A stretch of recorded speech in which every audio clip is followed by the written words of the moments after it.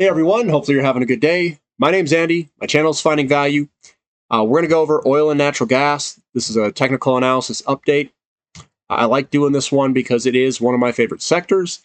Why is it one of my favorite sectors? It is one of the largest inflationary hedges. It has some of the largest leverage in a commodity bull market for the moves.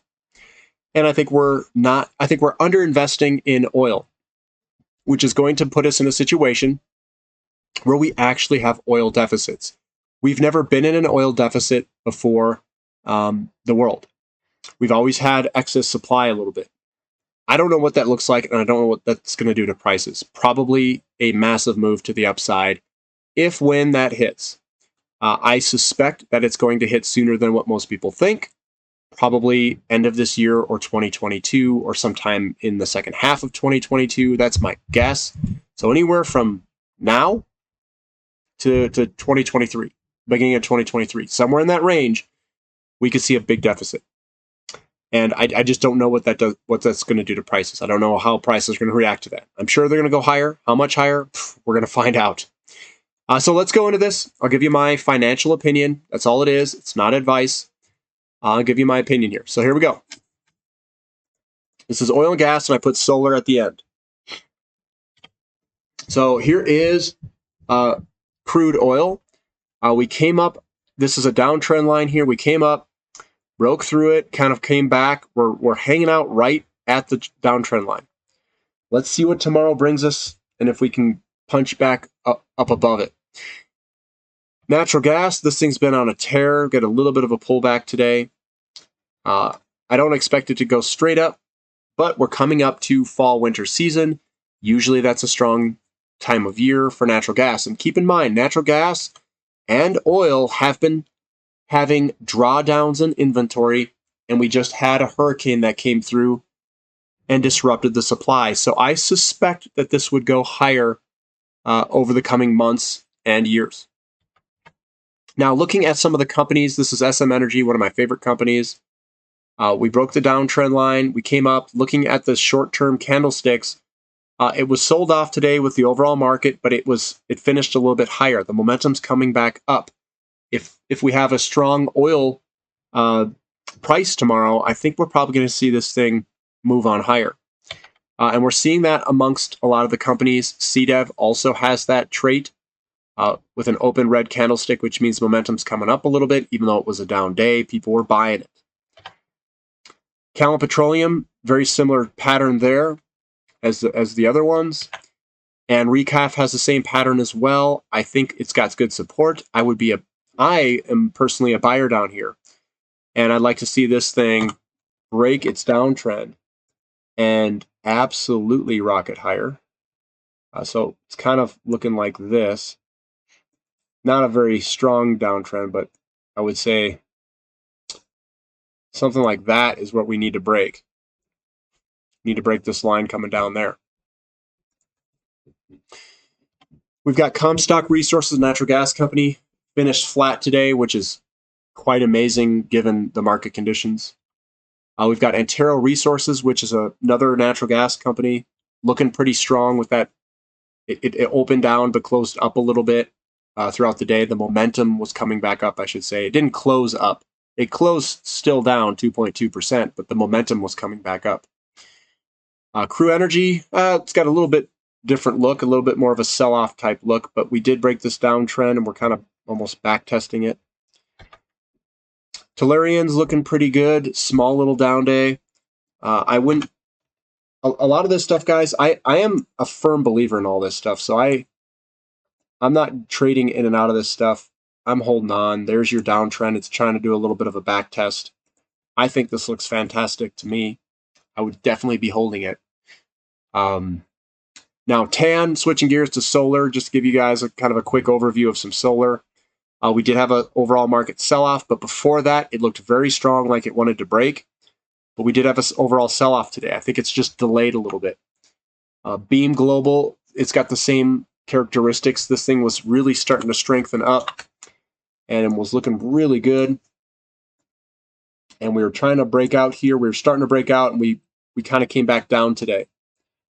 And I think that it's a matter of time before this comes right back up, probably tomorrow.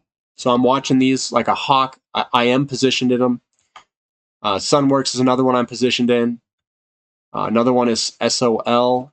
Looked like this thing was ready to break last trading day, and we had an overall market sell-off. So I'm discounting that as an overall market sell-off. I want to see what happens tomorrow. Same with fuel cell energy. This thing is coiled up. It is absolutely insane moves when this thing gets going. We broke to the upside here, and today would have been a good day to pop in a little bit more, but we'll see what this thing does. I'm watching. This thing's got a lot of, if I'm wrong on it, I'm gonna lose a lot. If I'm right, I'm gonna gain a whole bunch. It's a big asymmetric bet in fuel cell, and I think a lot of people are probably shorting the living heck out of that thing. So we're gonna see a short squeeze out of FCEL. Now, guys, I'm showing you these charts. I'm showing you what I look at. I'm showing you kind of how I would trade. This is a trade here. This is not an investment in FCEL, and I don't do too many of them. And what I'm going to do is I'm going to try to trade it up with very little money and put it into a free ride on all these solar ones. I don't have as much conviction, or I should say I don't have as much knowledge on the solar areas. But I do think that money's going to get thrown at it massively. And if we have an oil problem, if we have a problem in oil and oil goes shooting through the roof, I think they're going to throw even more money at solar and alternative energies. So I'm loading up in the royalty companies for the minerals that go into it. Rare earth metals, not so much royalties, but the ETF, and then royalties in nickel, copper, and those types of things. That's what I'm picking up. Nova royalties, the royalty that I'm picking up. These guys, I do own it. I'm waiting for this to move on up, and we'll see what happens. Hopefully we can get a big, nice pop higher here, and that today was just a kind of a normal down day, and everything was dragged down with it. So we'll see what happens. I'm remaining open. Oil looks pretty good. I like oil quite a bit. I guess I'm a major oil bull. I'm a major energy bull, put it that way. I think energy is the basis and foundation of the life that everybody wants to live in the future. It creates wealth. It transforms minerals into usable products. Energy is the basis, an increasing energy base is the basis of a prosperous humankind. You can't really have a energy-starved world and prosper as humans. So I'm going basically back to the basic needs of humans and investing in what I would consider to be the most basic need of humankind. It's energy, shelter, but energy backs our food. Energy backs and creates our shelter. Energy creates all of the products and the wealth that we have in society. It backs our currency. It backs absolutely everything. And you could say that the most valuable things in the world, which could be like electrical connections of things like the metals that create those electrical connections, they're only brought about through energy. And if you hold the actual metals and you have an energy shortage, then those metals would become infinitely valuable because you hold them in your hands. And if energy becomes prohibitively expensive, everything that you own above ground is now worth a lot more because it's already above ground. So I look at energy as a huge opportunity over the next 30, 40 years. I think we are going to have massive shifts in energy. I think we're going to go from oil, natural gas into something different. I don't know what that different thing is, and I think we're going to consume a copious amount of energy doing it and a copious amount of minerals to make it all work. So I'm investing in that type of those types of investments. Royalty companies for the minerals, for the most part, energy companies to make this all happen. If you guys like this content, hit the thumb up button, subscribe to the channel if you haven't already subscribed, and thank you for listening. This is Finding Value.